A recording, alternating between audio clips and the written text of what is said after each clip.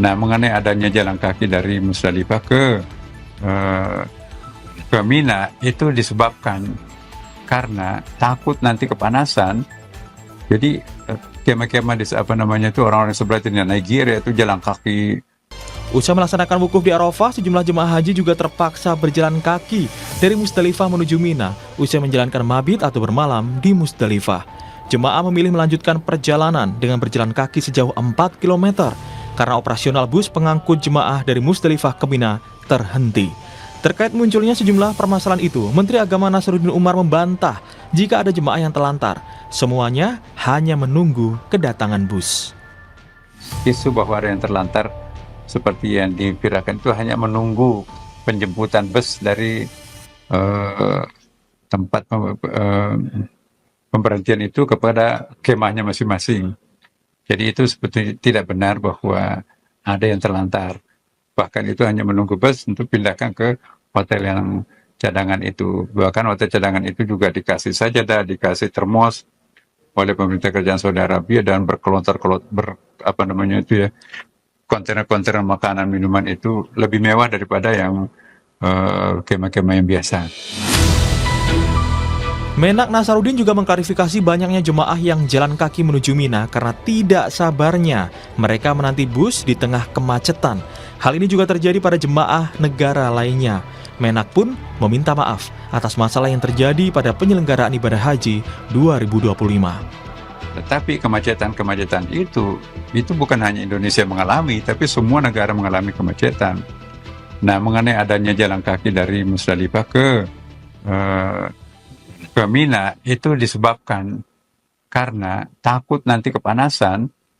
Jadi kemah-kemah di orang-orang sebelah itu Nigeria itu jalan kaki ikut-ikutan. Sudah disampaikan oleh petugas kita, Pak, pasti busnya datang.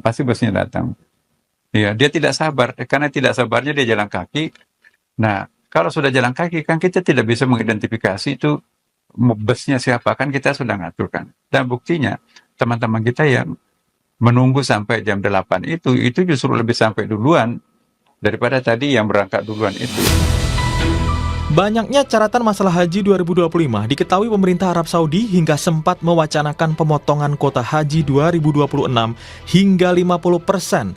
Namun akhirnya wacana itu batal. Wakil Ketua Badan Penyelenggaraan Haji Dhanil Ansar Simanjuntak bilang, Kementerian Haji dan Umroh Saudi hanya memberikan peringatan kepada Indonesia untuk memperbaiki tata kelola pelaksanaan haji dan umroh.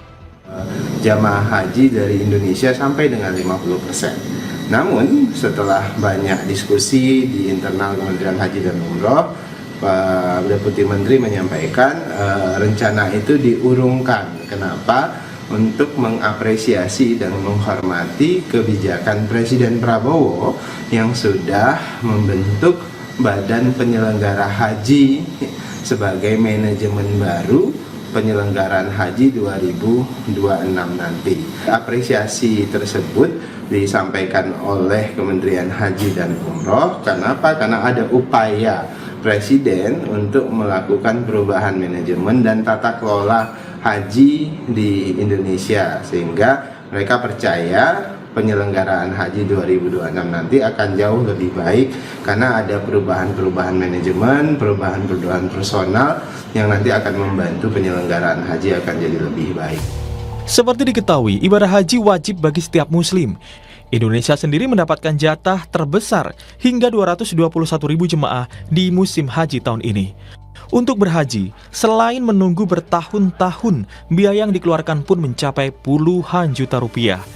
Sehingga diharapkan adanya perbaikan pelayanan ibadah haji agar masalah yang terjadi hampir setiap tahun tidak kembali terjadi.